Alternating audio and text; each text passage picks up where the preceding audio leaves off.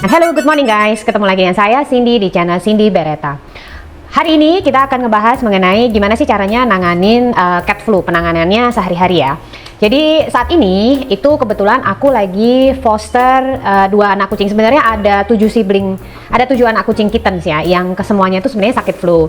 Cuman karena tidak ada ketersediaan tempat di rumah sini, jadi aku cuma bisa nampung 2 ekor. Jadi untuk nanganin flu ya teman-teman, itu yang pertama walaupun keduanya itu sama-sama sakit flu, tapi kita nggak pernah tahu mana sebenarnya yang akan bisa cepat sembuh dan mana yang takes time untuk bisa recover ya. Terus nomor 1 harus dipisahin teman-teman antara kucing atau kitten yang satu dengan yang lainnya. Nah kebetulan di rumah ini yang satu tuh aku taruh di ruang tengah, jadi di ruang tamu lah ya. Dan satu lagi aku taruh di ruang belajar, atau ada kamar yang nggak kepake lah gitu. Alasan harus dipisahin karena biasanya cat flu itu cepet banget nularnya. Jadi dari discharge atau dari ingusnya, atau juga dari, karena biasanya ini belekan. Jadi kebetulan 2 kucing ini tuh matanya ada conjunctivity, jadi mata merah, kemudian ada kayak di kelopaknya ini juga ada kayak merah-merah gitu deh. Jadi itu biasanya kebanyakan karena herpes. Terus di muka-mukanya sini nih, yang satu yang namanya C, yang betina, itu dia mukanya juga bulunya pada rontok ya di muka-mukanya ini. So jadi itu tujuannya karena ada nularnya tuh dari mukusnya, dari ingusnya, kemudian dari air matanya. Kita nih, jadi kalau kita ngobatin yang satu, kemudian nggak cuci tangan dan kita ngobatin yang lainnya, itu bisa saling nepak. Gitu. Waktu pertama kali datang itu matanya ada kayak bintik kecil gitu ya di dalam kelopaknya itu. Nah itu sebelum kita ngobatin, tipsnya adalah kalian mesti bersihin dulu. Teman-teman harus bersihin juga matanya. Jadi ambil air basah, kemudian tisu. Kita bisa pakai tisu basah atau tisu yang dibasahin atau kain bersih yang dibasahin, itu kita lap matanya pelan-pelan. Oke, setelah bersih matanya baru kita tetesin cairan mata.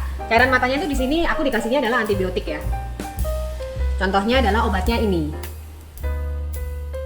Setelah matanya dibersihin, baru kita tetesin obat drops ya, air mata.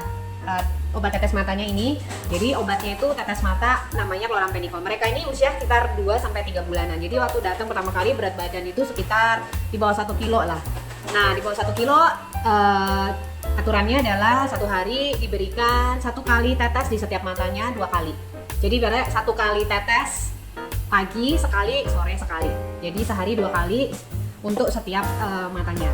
Kemudian selain itu yang perlu dilakukan juga ya teman-teman, itu biasanya kalau sakit flu yang udah agak parah ya, itu kupingnya juga kotor. Jadi kupingnya itu mesti dicek. Contohnya kayak si Cingkue ini ya, dia itu matanya bintitan sebelah sini ya. Jadi ketika dicek kupingnya itu sebelah sini bersih, tapi yang di sebelah sini itu kayak benyek gitu, basah kupingnya dan banyak kotorannya. Jadi itu setiap hari mesti dibersihin, karena walaupun dibersihin setiap hari itu besok itu bisa keluar lagi gitu. Jadi kita bersihin, lama-lama nanti dia kalau misalnya pileknya juga udah agak mendingan, nah dia akan lumayan tuh kupingnya, nggak akan keluar kotoran lagi. Nah obat yang berikutnya yang diberikan adalah doxycycline, tapi karena dia masih kitten ya, sekitar 2-3 bulan, yang kita berikan adalah doxycycline yang cair. Jadi yang cair dan dosisnya itu cuma 0,5 mili ya, 1 hari 2 kali. Jadi teman-teman, setelah ini adalah si Cingkue ini yang jantan ya, yang satunya betina.